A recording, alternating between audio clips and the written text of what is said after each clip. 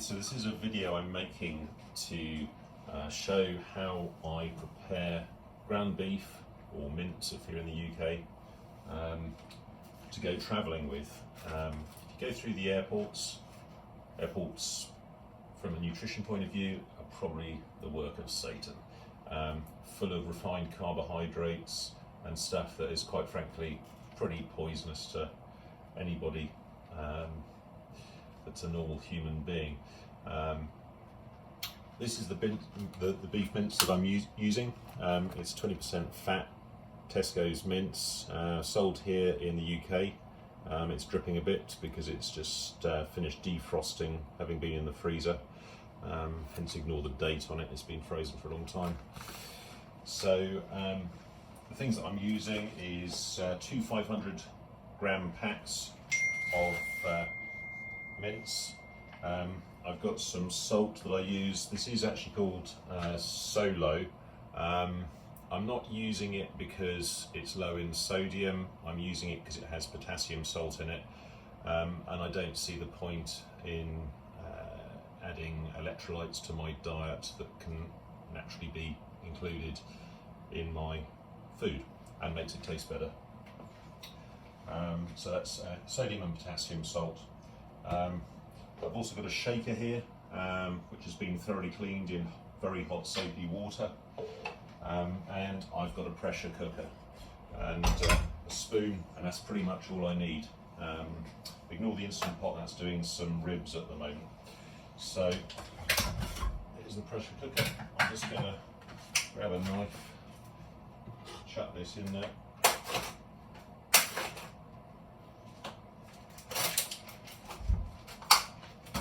If you have frozen it and this has come out of the freezer, it is important to defrost it, otherwise it's an absolute menace and you end up with lumps in your mince, which isn't so great. So there's 1 kilo of mince, 2.2 pounds if you're using pounds. In the UK everything's sold in grams and kilograms, so I'm using grams and kilograms. I'm going to put some salt in here now. Quite a bit of salt. I actually don't know how much salt that is. I know that's about right for me, whatever that is. And then give it a jolly good mix and stir up. One of the reasons I'm using a pressure cooker to cook it is I want it to go to a very high temperature and basically sterilise everything in there, because if you're going to be travelling with it, then you're going to need, you're going to want it to keep, and I don't keep it for that long, because obviously, you know, like most meat, it will go off, but by sterilising it in the pressure cooker and sealing it in an airtight container, you can actually help the life of it. So another important thing is that you keep stirring it every so often. If you don't stir it and just leave it in the pressure cooker, what will happen is it'll turn the meat into a solid brick, and you'll get a big puddle of juice around it, and it's really difficult to break up. So every couple of minutes you want to give it a good stir, keep it moving until it's really very well browned and nearly at its boiling point. So that takes quite a bit of time, so I'll probably cut out a little bit of this now. I can just hear it start to make a noise. I'm going to give it another stir.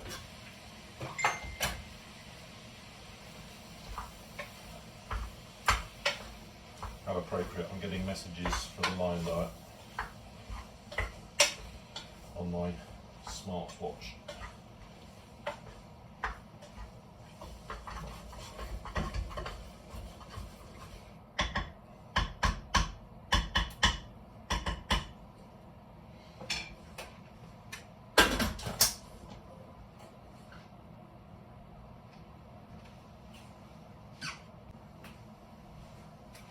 Okay, so I've stirred it a couple of times now. It's starting to warm up. It's not reached the pressure point of the pressure cooker. there's still some pinky lumps in it. Very important at this stage to keep it well stirred. I don't know if you can see that in there, but there's still some little pink bits in it amongst the well brown stuff. So keep stirring it plenty before you get to the boiling point, at which point you won't be able to open the pressure cooker. Lots of stirring.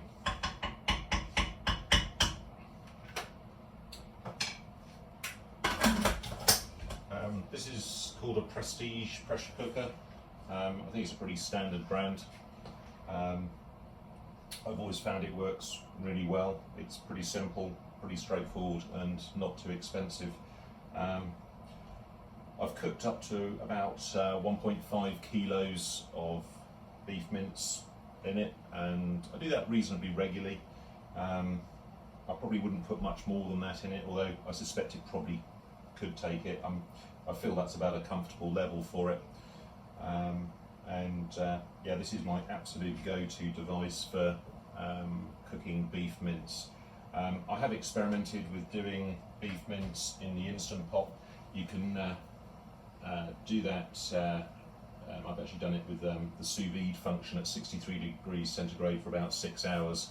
You have to stir it a lot, particularly to start with, and I've actually found that really quite successful.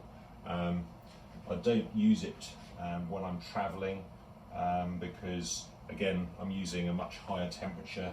I really want to blast nuke the meat with the highest temperature possible, so it's not got any bugs in it that could start to breed.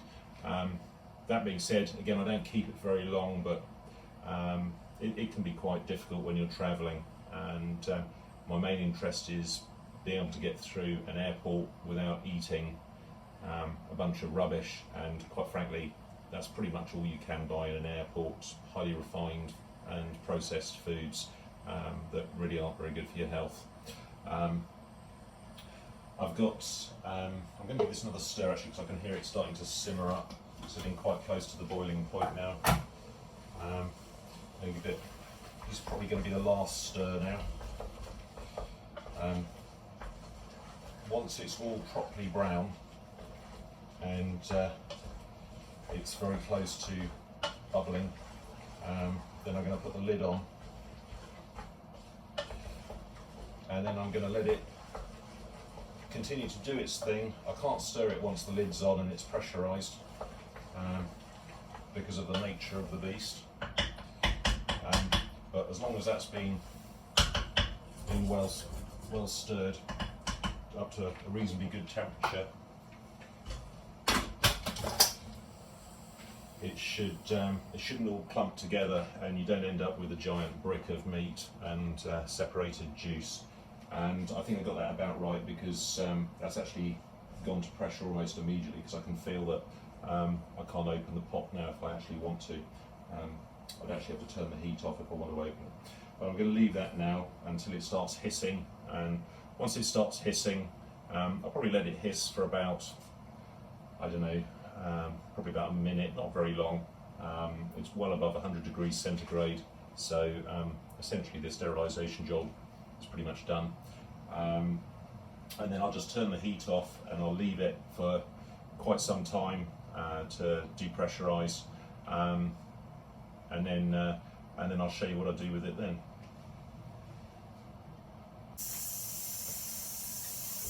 Okay, so now it's up to pressure. You can hear it hissing away. It's been doing that for probably a minute or two now, so I'm just going to switch it off and let it depressurise. Okay, so once it's depressurised, you can open the pressure cooker and shake the liquid, the condensation, back into the pot. And then what you find inside is it will have solidified a little bit, but it is essentially all nice and loose and broken up. Now this is quite a high temperature still, it's probably pretty close to boiling. And what I want to do before it cools down is I want to get it into the shaker. So what I'm going to do is I'm going to put a bit of tissue paper down so if I splash anything, it's not going to make too much mess. And I'm going to get as much of this mince into there as possible, and the juice. There's quite a lot of juice in there, I can see running around. Can get a bit messy sometimes doing this, but I want to get it in there while it's hot.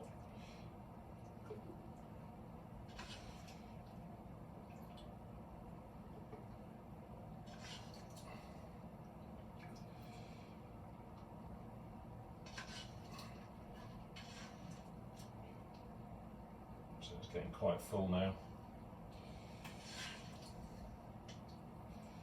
Plenty of juice in there. So I want to get it as full as I can reasonably get it. Obviously don't want it spewing out the top, but what I'm trying to do here is get the juice filled up as well. The juice is quite important. Well, you want to eat it because you would eat it normally if you're at home. But I try and get a bit of extra juice because this doesn't all fit in the shaker, unfortunately. It's a little bit too much for one shaker, so I'll probably eat this later. So I'm going to put the lid on that as well now.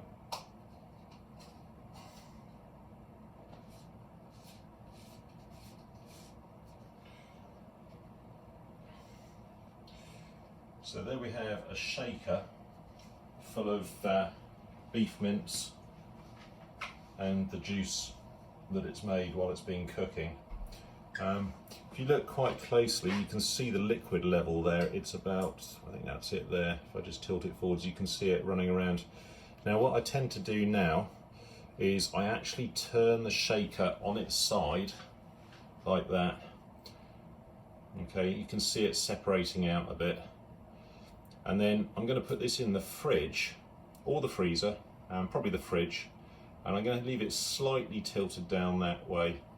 Doesn't actually really matter, but when you eat it, what you don't want to eat is all the liquidy, juicy fat at the top, and then the bottom of it all is a bit dry. So if you lay it on its side before you put it in the fridge or the freezer, you're going to have a better result when you get to the airport and sit there with a spoon waiting for your aeroplane, munching away at your beef mince. So that's going in the fridge now. It's very, very hot in my hand. I can only just hold it, which pretty much means that all the bugs are largely sterilised in there. I'm going to keep it sealed. One of the things about this is it is important, if you can, to get it as full as you can, because what you will find after it's been in the fridge is it will shrink and it will suck the plastic sides of the shaker in. The less air space you have in it, the less it will suck in. I have sort of experimented by filling it right to the top with juice, and that's really good if you can do that, because when you put it in the freezer, the sides won't suck in almost at all. Air expands and contracts with temperature much more than liquid and solid, which is basically what we've got the majority of in there. So yeah, and because it's absolutely airtight, bugs can't get in there until you start eating it. Obviously, once you open it and eat it, then there's a very limited time you've got. I'll typically eat this within 48 hours after making it at home. I've usually gone through an airport and then there's another food option that I'm happy to eat somewhere else. This is a great trick if you've got to travel somewhere. I mean, even if you're going to Australia, the time that it takes you to get from the UK to Australia, which if you're in the UK is the other side of the world, you can basically survive on food that you take with you. It also seems to go through airport security. I did worry when I started about doing it because they won't let you take liquids in a shaker through.